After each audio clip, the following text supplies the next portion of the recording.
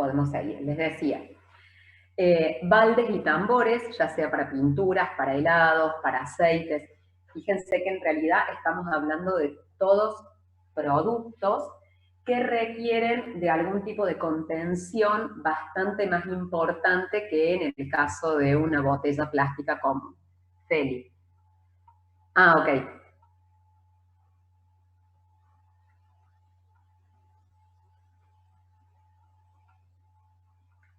Gracias, Feli. Bien. Después lo podemos usar para basar, cajones para pescados, gaseosas, cervezas, esos famosos cajones en los que vienen todas las botellas, por ejemplo, son todos de polietileno de alta densidad, caños para gas, para telefonía, para agua, que en realidad tienen la particularidad de que después se pueden hacer esa famosa termofusión con los polietilenos de alta, y si no, trabajar con el PVC. Hoy el PVC está como de remoda, por ejemplo, para trabajar con las aberturas. Entonces, fíjense que indudablemente, si estoy usando el PVC en lugar de usar aluminio, por ejemplo, para hacer una abertura, indudablemente el PVC me debe ofrecer un montón de beneficios, un montón de ventajas que tengan que ver con la resistencia, con la aislación al calor, con la hermeticidad, con la forma de poder moldearlo, con la practicidad de encontrar diversas estructuras, y por eso se pudieron empezar a hacer. Ya vamos a llegar a ese. Con respecto al policloruro de vinilo, bueno, acá está, el PVC, que es el número 3, se produce a partir de dos materias primas naturales, y por eso se cuestiona tanto, porque justamente se hace a partir de materiales que son no renovables, básicamente, que son el gas por un lado y el cloruro de sodio por otro. El cloruro de sodio, la sal común, que es la que me aporta la parte del cloruro en particular, y lo que es el vinilo, es un compuesto orgánico que sí lo obtengo a partir del gas. En su procesamiento es necesario que se le agreguen aditivos especiales, y el objetivo de esto es, con esos aditivos, poder lograr dos tipos de PVCs completamente diferentes, que son aquellos extremadamente rígidos o los que son totalmente flexibles. A partir de la estructura específica que tiene el PVC, podemos jugar aditivándolo de manera de ver cuál es el beneficio que quiero tener en función de lo que después vamos a hacer. Una de las ventajas más importantes del PVC, y por eso es que se puede emplear en el tema de la construcción, es que es ignífugo. Entonces, por eso es tan empleado. Irrompible, resistente a la intemperie, impermeable, atóxico e inerte al contenido también, en el caso de específicamente el tipo de contenido que tengamos que poner. Fíjense que esta particularidad, esta y la impermeabilidad, además de lo irrompible, es lo que justifica que, por ejemplo, todos los sachets de sangre sean de PVC. Justamente porque estamos evitando toxicidades, no reacciona con el contenido, es totalmente impermeable, ya de por sí, por ser un plástico, tiene barrera hacia los gases. Dentro de las aplicaciones, entonces, vamos a tener envases para agua mineral, para jugos, para aceites que se pueden hacer perfectamente en un PVC un poco más flexible, perfiles para marcos de ventanas y puertas, caños para desagües, mangueras. Fíjense la diferencia entre el caño y la manguera. La manguera es completamente flexible, el caño no. Películas flexibles para envasado, como en el caso del papel film. Cables, juguetes, papel vinílico para decoración. Esto hoy se usa mucho cada vez que decimos poner un vinilo en realidad, o los materiales vinílicos básicamente no son más que de PVC, son láminas de PVC, son plásticos, esos no son papeles, son plásticos. Y las bolsas para la sangre y el suero, que es lo que les decía recién, en función de las ventajas y de los beneficios que tiene trabajar con PVC. Fíjense que también les puse ahí una silla como dibujo, porque lo que se está buscando es justamente poder sustituir el acrílico en particular. Que el acrílico en sí no está considerado básicamente un plástico porque no se obtiene específicamente por polimerización, pero como es más caro en realidad y tiene más problemas desde el punto de vista de que es más quebradizo, entonces se está buscando justamente por la cantidad de propiedades que me ofrece el PVC, poder formarlo, por ejemplo, para hacer sillas, banquetas, hasta incluso mesas que se están empezando a trabajar en PVC. Por eso les digo que es muy difícil el concepto de reducir el uso del plástico teniendo en cuenta la cantidad de beneficios que nos ofrece y la versatilidad que tiene. Será otra discusión buscar un equilibrio o emplear mayormente la reutilización y el reciclaje. Bien, nos vamos al número 4. El número 4 era el polietileno, ahora de baja. Acuérdense que vimos primero el polietileno común, el de alta, y ahora como número 4 el de baja, que se produce a partir del gas natural, al igual que el polietileno de alta densidad. Es muy versátil y se procesa también en diferentes formas, igual que el polietileno de alta, o por inyección, o por soplado, por extrusión o por rotomoldeo. Indudablemente la diferencia con el anterior está en que esto es menos denso, entonces es mucho más flexible, es más liviano, es económico, se puede lograr transparente también, para lo cual después sí se le pueden añadir pigmentos para que le den color, es atóxico, impermeable e inerte al contenido como la mayoría de los plásticos y en particular los polietilenos. Pero fíjense las aplicaciones. Bolsas de todo tipo. El polietileno de baja se puede usar en bolsas de todo. Fíjense, supermercado, panificación, congelados, bolsas industriales, películas para el agro o para el recubrimiento de acequias, porque en realidad también se pueden utilizar específicamente en polietileno de baja. Envasamiento automático de alimentos y de productos industriales. Cuando se habla del envasamiento automático es porque estamos hablando específicamente de los rollos, entonces se va haciendo el llenado, la termofusión en particular, se cierra el molde y sigue.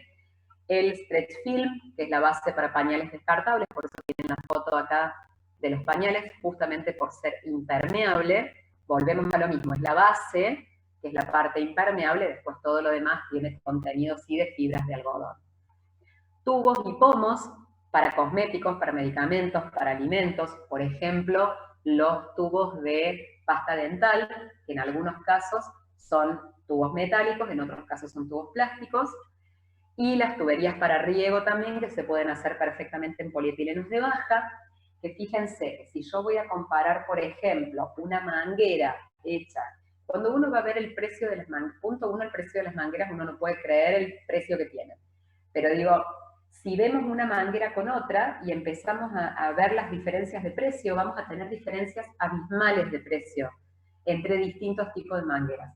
Justamente porque la mayoría de ellas están hechas con polietileno, pero algunas son de baja y otras son de alta densidad.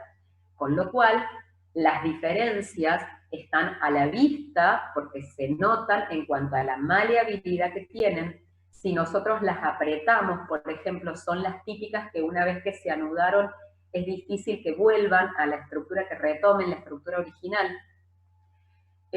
Las otras son mucho más gruesas en espesor, son más resistentes a la intemperie, son mucho más resistentes a los rayos solares en particular, a la energía calórica, entonces no se quiebran tan fácilmente. Cuando uno la manguera la deja mucho tiempo expuesto a la intemperie, empieza a sufrir las condiciones ambientales y lo que más termina pasando es que empieza a formarse como una película quebradiza que después no permite que sea tan maleable, se empieza a poner mucho más rígida. Bien. Vamos al número 5, ahora en el 5 tenemos el polipropileno, también muy usado. Este se obtiene básicamente, este sí es un homopolímero, como les decía antes, es un polímero forma. Sí, perdón. ¿Alguien necesita decir algo? Ah, me pareció que había habido o se filtró un micrófono por ahí. El polipropileno entonces es polimerización por adición del propileno en particular. Entonces hacemos macromoléculas de muchísima cantidad de monómeros, específicamente del mismo.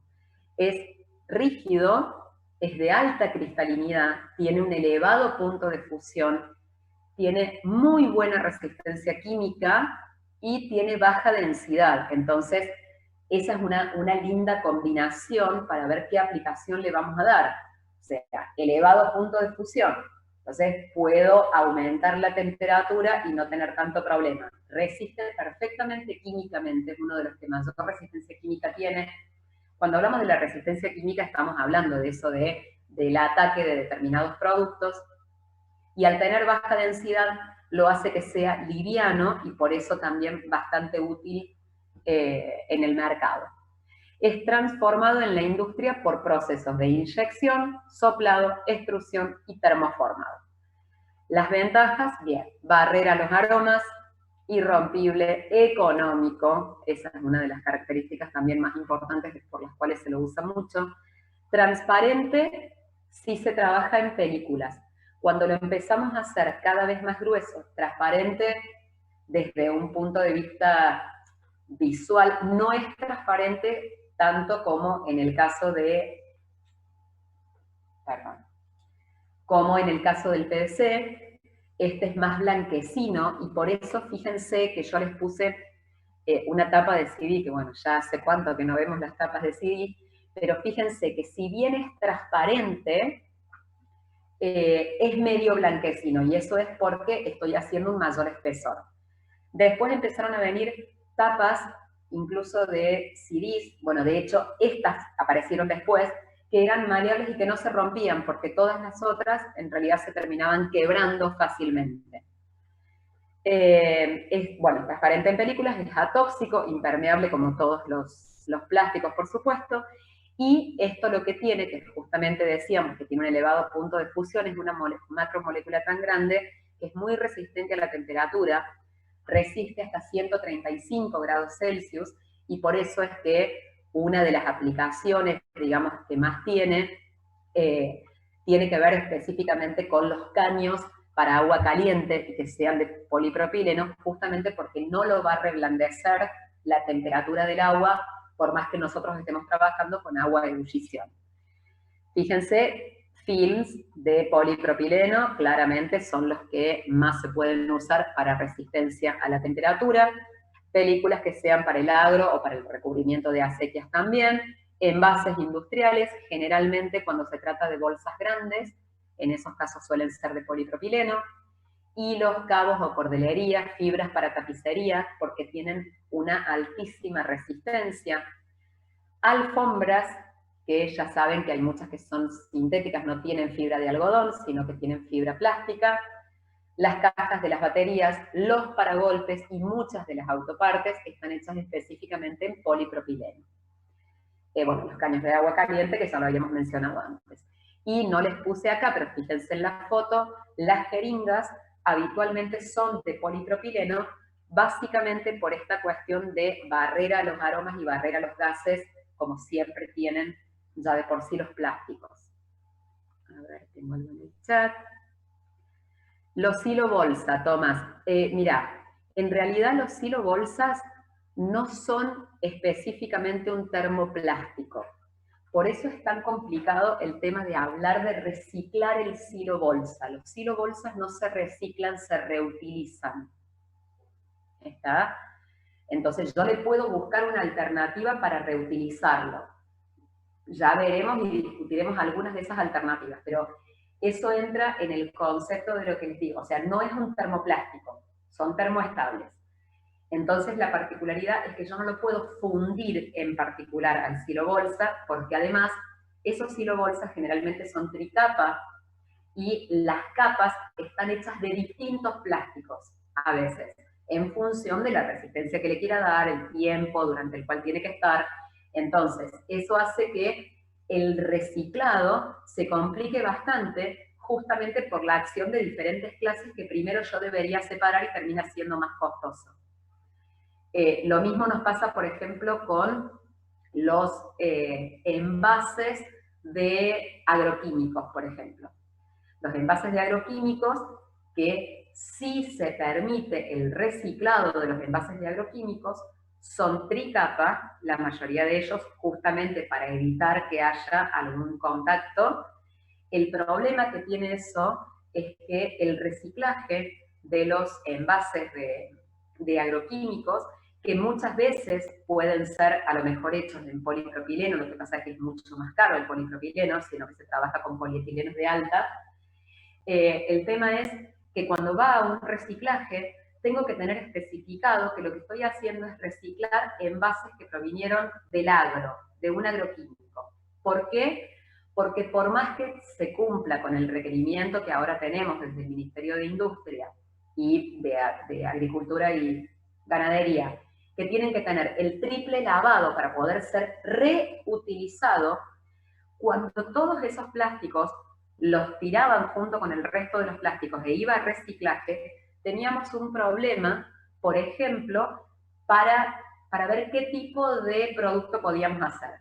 No se pueden usar esos plásticos para hacer juguetes, no se pueden usar para hacer bancos o juegos de plaza, no se pueden usar para hacer materiales que tengan que ver con cotillón, no se pueden usar para vajilla, porque son todos los que van a estar en contacto directo con el ser humano y podrían tener restos.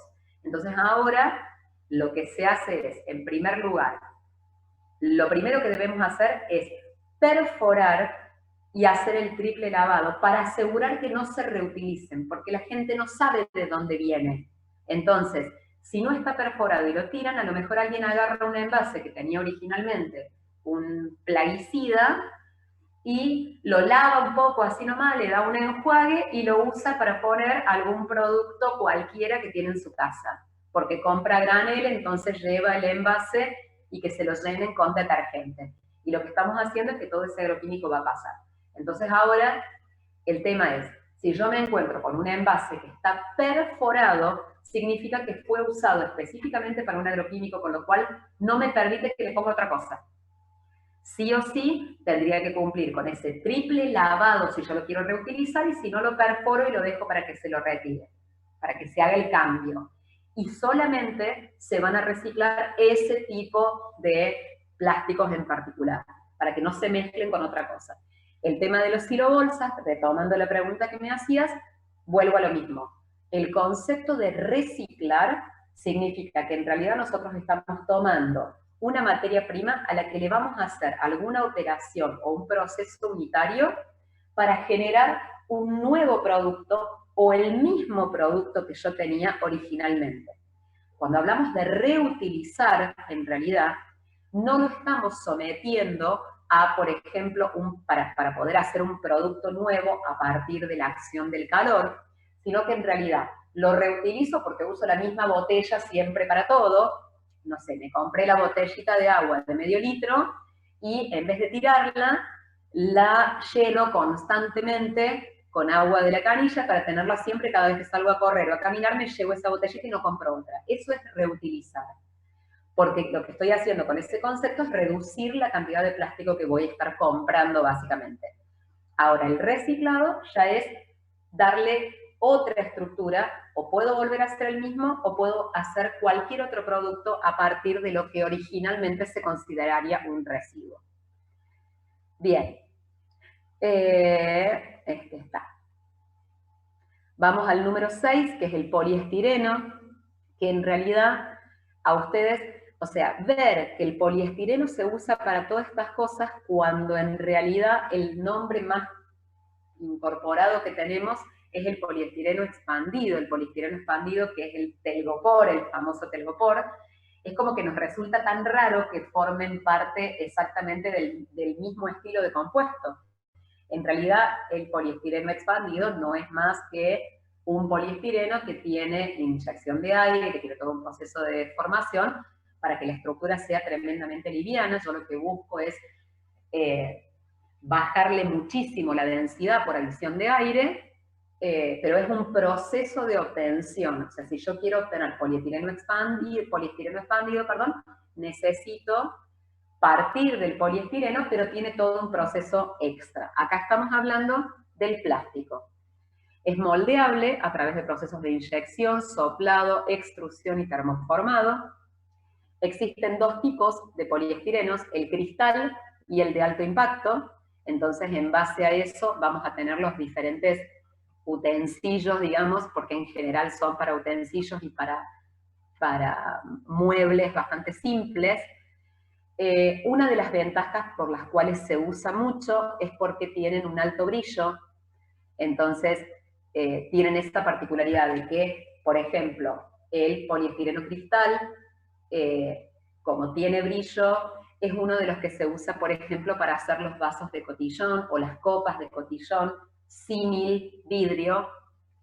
Es muy liviano, es ignífugo, irrompible, atóxico, impermeable, inerte y de fácil limpieza. Fíjense que en este caso, por eso es que muchos de los utensilios de cocina se hacen en poliestireno porque son de fácil limpieza. Y esto de que tienen una superficie muy lisa en el momento que se hace, ya sea la extrusión o el termoformado, el soplado, ofrecen una estructura muy lisa que permite justamente que sean más fáciles de lavar. El problema a veces con este tipo de cosas es que como no son tan duros, sino que son un poco más flexibles, son los típicos platos de plástico que con el paso del tiempo el cuchillo lo fue cortando, en realidad, y terminan empezando a salirse, digamos, de esas astillas plásticas, como en el famoso caso que no puede faltar, las tablas de madera, que no puede faltar que lo mencionen.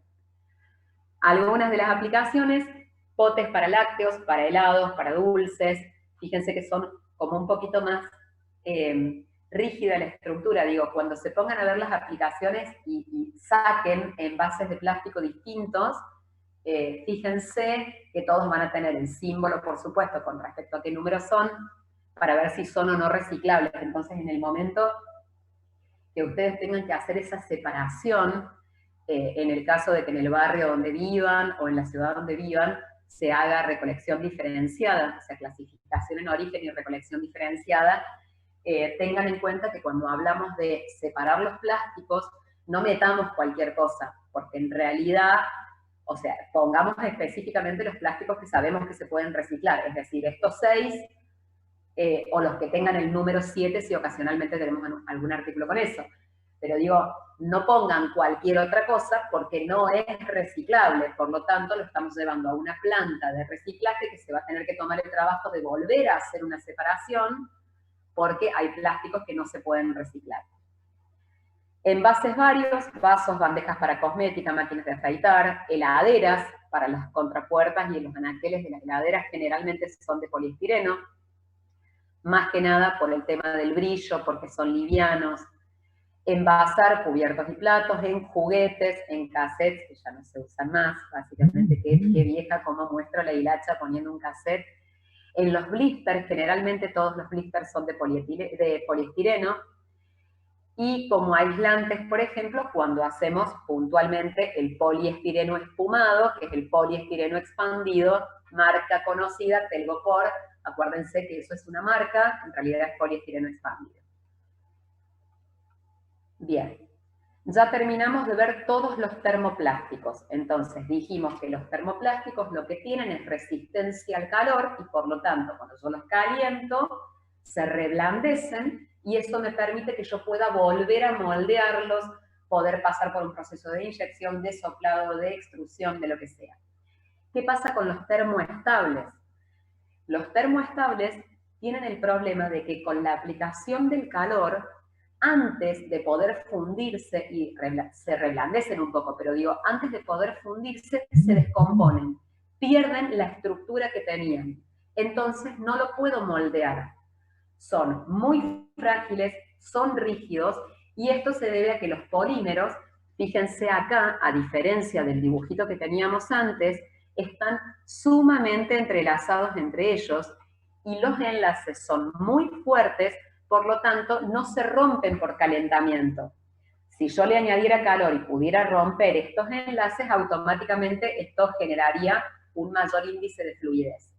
Como no se rompen porque requieren demasiada cantidad de energía para romperlos, le doy mucha energía calórica con el objetivo de romperlos y termino descomponiendo porque se termina quemando, por llamarlo de alguna manera, Entonces, lo que estos sí tienen es la fragilidad y la rigidez, lógicamente por esta estructura mucho más entrelazada que la que tienen los termoplásticos en sí.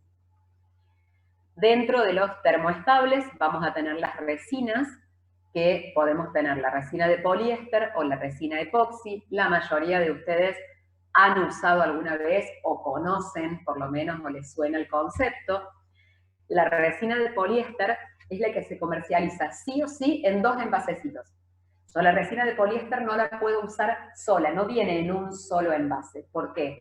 Porque uno es el que me trae la resina propiamente dicha, que ese sí es un termoestable, y el otro recipiente es el que trae el catalizador, que voy a necesitar sí o sí agregárselo en las proporciones que me indique el envase para poder usarlo y que después se termine alcanzando el endurecimiento.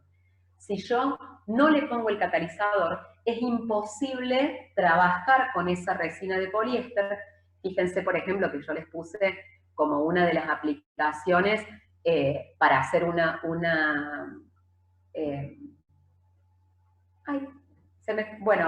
estatua, una obra de arte, digamos, que se puede hacer en resina. ¿Qué pasa? Si nosotros no le ponemos el catalizador, la reacción es tan lenta que sería imposible que nosotros pudiésemos llevar adelante algún tipo de formación del compuesto. Por otro lado, lo que me permite esto es sí o sí con la resina de poliéster ir trabajando todo por capas. Entonces, esas capas sucesivas hacen, por ejemplo, que se puedan utilizar para hacer piscinas, más allá de que hoy sabemos que las piscinas más comercialmente aceptadas son las de fibra de vidrio y las de material tradicional. De todos modos, todas tienen un recubrimiento plástico. Ese recubrimiento generalmente es resina de poliéster. En las carrocerías para los coches también se usa mucho trabajar con resina. Y por otro lado tenemos la resina epoxi, que no tiene nada que ver con la resina de poliéster. Esta tiene muchísimo más dureza, entonces fíjense para qué la vamos a usar en realidad. La resina epoxi, que también algunos de ustedes la habrán usado alguna vez o la habrán visto, que es bastante viscosa, es no solo densa, sino muy viscosa, se resiste mucho a fluir, es como pesada, que se utiliza como adhesivo en la construcción, como cimentación para las bancadas que se utilizan para las máquinas, o para la fabricación de pinturas que tengan el objetivo de repeler el polvo. Y esta pregunta por ahí me dicen, ¿qué tiene que ver esto?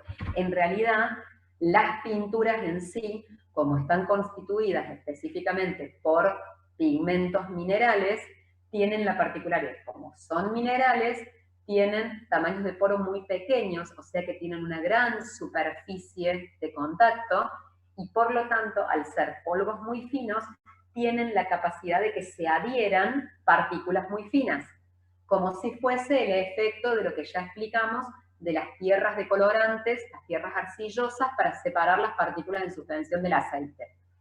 Mientras más finita sea esa arcilla, mayor es el área superficial que tenemos para contacto con esas partículas y mayor actúa como adhesivo con partículas pequeñas. Entonces, para evitar eso, se le agrega una resina epoxi a las pinturas, que además, indudablemente, le va a mejorar el tema de la impermeabilización. Son las famosas pinturas también que si tienen resina epoxi van a ser lavables en particular, porque son impermeables, entonces evitan que se adhiera el polvo, porque lo que me está haciendo es como una especie de película plástica. Hoy se usan mucho los revestimientos plásticos para poner, en vez de hacer un revoque con los materiales tradicionales, hacer específicamente un revestimiento en resina epoxi, que vienen de distintos colores, se pueden hacer muchísimas variaciones, pero no deja de ser un revestimiento plástico, ¿está? Que por eso es que parece que se ensuciara menos, es más fácil de lavar, no tenemos tanto problema con la absorción de la humedad y demás, y por supuesto también son los costos, y les vuelvo a repetir, no podemos independizarnos del plástico, no logramos independizarnos del plástico porque cada vez se encuentran mejores prestaciones para el plástico. Otro de los termoestables es la baquelita. La baquelita se usa muchísimo para lo que tenga que ver con la electrónica en particular, o fíjense con las baterías de cocina, y eso es básicamente porque es duro, sumamente resistente a los ácidos no atacan la baquelita, no la destruyen, son buen aislante del calor y de la electricidad, más allá de que, por supuesto, uno me va a decir, bueno, pero ¿cómo lo quiero buen aislante si lo que estoy buscando con una batería de cocina es que sí logre pasar el calor? No se olviden que no es que está todo hecho de baquelita, sino que tienen el recubrimiento justamente para que no se queme, para que no se peguen las cosas. Por otro lado tenemos la melamina, conocidísima. La melamina es un termoestable conocidísima, que de hecho ahí es donde por ahí se pueden dar cuenta de decir, no es reciclable la melamina. Bueno, a ver, ¿qué es la melamina? Todos decimos madera. No, claramente no es madera la melamina. Lo que es una lámina específicamente de un plástico termoestable que tiene la particularidad de poder colorearse y llevarlo a infinidad de tonos, pero es una película muy finita que después lo que sí se hace es colocar esa película sobre una lámina, en particular de mayor espesor, que sea o de un aglomerado o de un MDF, que es esa madera prensada en particular. El aglomerado es viruta, ya lo deben saber. Entonces, cualquier mueble de los que se hacen hoy, que no se hacen en madera natural, porque básicamente los costos son altísimos y las prestaciones son menos, porque es mucho más difícil el diseño de determinadas cosas hechas en madera específicamente, que con la melamina. Entonces se está usando mucho esto de hacerlas o en aglomerado o en MDF. ¿Qué diferencia hay entre uno y otra? En principio, el MDF es más una especie de cartón prensado a altísima presión, es mucho más pesado que el aglomerado. El aglomerado es una mezcla de la viruta con pegamentos, con polvo de madera, entonces es más liviano, pero también el problema que tiene es que se humedece fácilmente y cuando entra la humedad en un aglomerado automáticamente se empieza a expandir. Entonces en esos momentos es donde se rompe.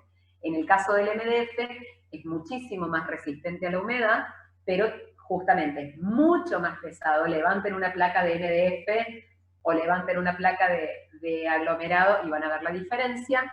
Es muchísimo más pesado, es mucho más costoso, pero también resiste mucho más. Y por otro lado, ya voy al chat que tengo algo, por otro lado, fíjense que también les puse como imagen mucha vajilla. Hoy quizás las mujeres somos las que más vemos esas cosas. Cuando estamos hablando de la vajilla de vidrio, por ejemplo, sabemos que con la vajilla de vidrio se corre el riesgo de que se rompa porque claramente son extremadamente frágiles. Pero el problema era que hace muchos años atrás saltábamos del vidrio al acero o al plástico netamente. Y el plástico, en realidad, dependiendo de si usábamos, por ejemplo, algún PVC o algún poliestireno, tenía la particularidad de que con el tiempo pierden el color, se rompen todos, entonces empiezan a quedar como viejos. Por eso la gente trataba de comprar específicamente de vidrio, porque además eran mejor para la limpieza. Hoy existe una gama enorme y justamente porque me permite hacerlo tremendamente maleable a la estructura, en poder hacer todo en melamina. Como se trata de una lámina fina, le puedo dar muchísimas formas. Entonces hoy nos encontramos con este tipo de vajilla en infinidad de colores, en infinidad de formas, que son muy fáciles de limpiar, sumamente livianas, son mucho más estéticas a la vista porque simulan lo que originalmente iba a ser una porcelana, que era imposible de comprar. Entonces hoy van a ver que en todos lados están los platos de melamina, los vasos de melamina. No, Feli, no dije específicamente el teflón, pero el teflón en realidad también es un termoestable en particular. No se puede reciclar. Así que son termoestables. Bien, ahora, bueno, les comento más o menos cuáles vamos a ver y vamos a cortar para que no me agarre en el medio.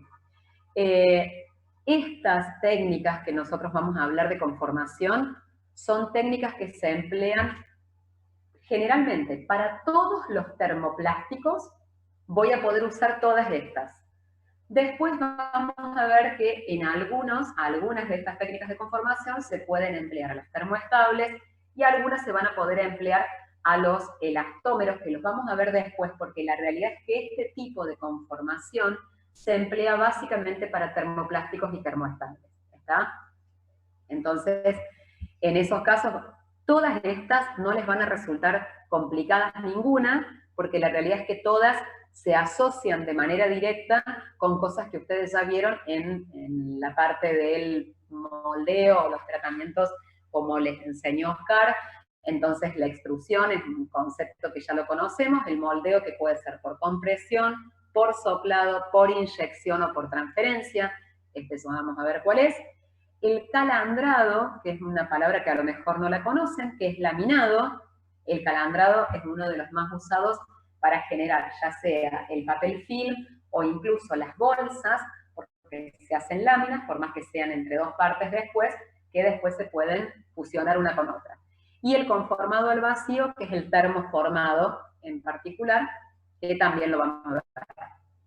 Bueno, nos quedan 2 minutos 20, entonces vamos a cortar ahora, así después vemos directamente todas las técnicas de conformación y ya después nos metemos con el tema de los elastómeros y los cauchos para que veamos de dónde se obtiene el caucho sintético y de dónde se obtiene el caucho natural. Y ahí les vemos algunas de las diferencias. ¿Qué hora tengo? Bien.